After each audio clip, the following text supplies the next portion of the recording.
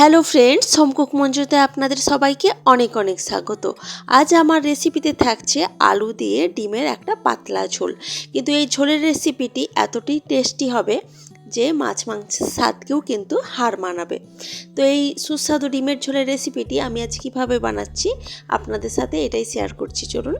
তো এখানে আমি একটা কড়াইতে কিছুটা সরষের তেল দিয়েছি। সরষের তেলটা দেওয়ার পর তেলের মধ্যে আমি দিয়ে দিচ্ছি কিছুটা নুন আর অল্প একটু হলুদের গুঁড়ো।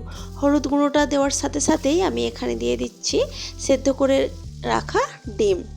তো সেদ্ধ করে খোসা ছাড়িয়ে ডিম রেখেছিলাম, সেই ডিমটা এখানে ভাজতে দিয়েছি। আর হলুদটা দেওয়ার সাথে সাথেই কিন্তু আমি ডিমটাকে ভাজতে তুলে দিয়েছি। এর থেকে বেশি দেরি হয়ে গেলে হলুদটা পুড়ে কালো হয়ে যেতে পারে। তো হলুদটা দেওয়ার সাথে সাথে ডিমটা দিয়ে দিলে ডিমের একটা ভীষণ সুন্দর কালার আসে। তো এইভাবে ডিম ভেজে নিলে কিন্তু ডিমটা দেখতে ভীষণই সুন্দর হয়। তো এইরকমভাবে আমি উল্টে পাল্টে ডিমগুলোকে এখন ভালোভাবে ভেজে নিচ্ছি।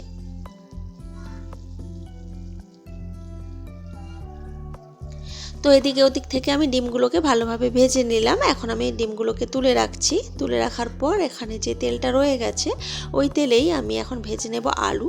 আমি এই আলুটাকে কিছুক্ষণ ভাপিয়ে রেখেছিলাম, প্রায় 50 থেকে 60% মতো সেদ্ধ করে রাখা আছে এই আলুটা। এই আলুটাকে আমি এখন ভাজতে দিচ্ছি।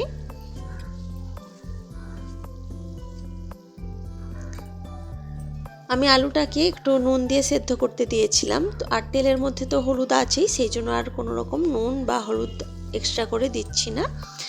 এইখানেই আমি ভালোভাবে আলুটাকে ভেজে নিচ্ছি।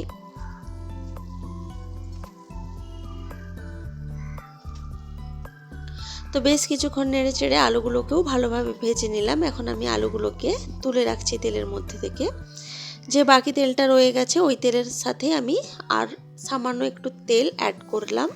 অ্যাড করার পর এখানে আমি পেঁয়াজ দিয়েছি, একটা মাঝারি সাইজের পেঁয়াজ কুচি আমি এখানে ভাজতে দিয়েছি। পেঁয়াজটাকে এখন ভালোভাবে ভেজে নিতে হবে, বেশ ভালোভাবে ভেজে নিতে হবে। এতে করে ভালোভাবে ভেজে নিলে সুন্দর একটা কালারও আসবে পেঁয়াজের মধ্যে, আর খেতেও কিন্তু রান্নাটা ভীষণই টেস্টি হবে।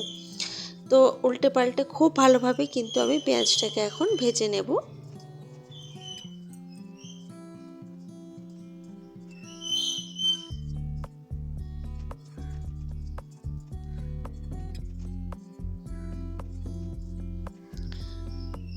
তো পেঁয়াজের গায়ে কিন্তু সুন্দর একটা কালার চলে এসেছে। এখন আমি এর মধ্যে দিয়ে দেব কিছুটা রসুন বাটা। হাফ চামচ মতো আমি রসুন বাটা এখানে দিচ্ছি, আর হাফ চামচের থেকেও একটু কম দিয়েছি আদা বাটা। এখন রসুন বাটা আর আদা বাটাটা খুব ভালোভাবে আবারও পেঁয়াজের সাথে ভেজে নেব। পেঁয়াজটা কিন্তু এতক্ষণে ভাজার সাথে সাথে বেশ নরমও হয়ে গেছে। তো আরও কিছুক্ষণ আমি আদা রসুন বাটাটা পেঁয়াজের সাথে ভেজে নিচ্ছি। এতে করে আদা রসুনের কাঁচা গন্ধটা চলে যাবে। তারপর আমি এর মধ্যে দিয়ে দেব কিছু গুঁড়ো মশলা। গুঁড়ো মশলার মধ্যে এখানে আমি প্রথমে দিলাম সামান্য হলুদের গুঁড়ো, দিলাম কিছুটা লঙ্কার গুঁড়ো, তারপর আমি দিয়ে দেব এখানে কিছুটা ধনে গুঁড়ো, আর দিচ্ছি কিছুটা জিরে গুঁড়ো।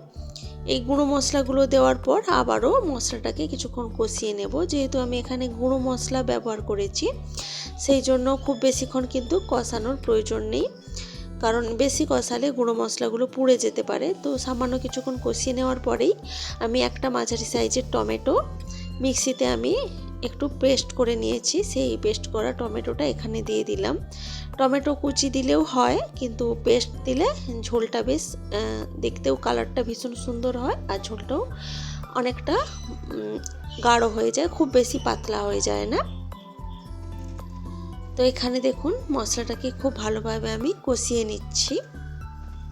মশলাটাকে যতটা ভালো কষানো হবে এই রেসিপিটা কিন্তু খেতে ততটাই ভালো হবে। তো একটু টাইম নিয়ে কিন্তু মশলাটাকে কষাতে হবে। তো মশলাটা কষাতে কষাতে যখন একদম শুকনো হয়ে যাবে তখন আমি এর মধ্যে দিয়েছি অল্প পরিমাণে জল। অল্প পরিমাণে জল দিয়ে মশলাটাকে আবারও আমি কিছুক্ষণ নেড়ে চেড়ে কষিয়ে নিচ্ছি। তো কিছুক্ষণ কষিয়ে নিলাম। এখন আমি এর মধ্যে দিয়ে দিচ্ছি আগে থেকে ভেজে রাখা আলুর টুকরোগুলো। আলুর টুকরোগুলো দেওয়ার পর মশলাটার সাথে আবারও কিছুক্ষণ আলুটাকে কষিয়ে নিতে হবে।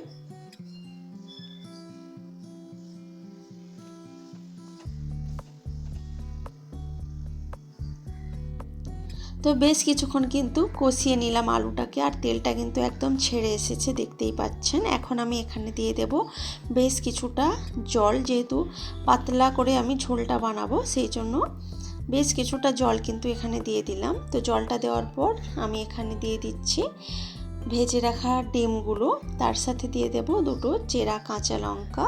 কাঁচা লঙ্কা দিলে ফ্লেভারটা ভীষণই সুন্দর আসে। তো এখন আমি এর মধ্যে দিয়ে দেব স্বাদ মতো নুন। ডিম ভাজার সময়ও নুন দিয়েছিলাম, আর আলুটাও যখন সেদ্ধ করেছিলাম তখনও কিছুটা নুন দিয়েই আমি সেদ্ধ করেছিলাম, তো সেই বুঝেই আমি নুনটা এখানে অ্যাড করলাম। তো নুনটা দিয়ে ঢাকা দিয়ে রেখেছিলাম প্রায় 4 থেকে 5 মিনিট মতো। 4 থেকে 5 মিনিট খুব ভালোভাবে এটাকে ফুটতে দিয়েছি। একটু ভালোভাবে ফুটিয়ে নিলে টেস্টটা কিন্তু ভীষণই ভালো আসবে।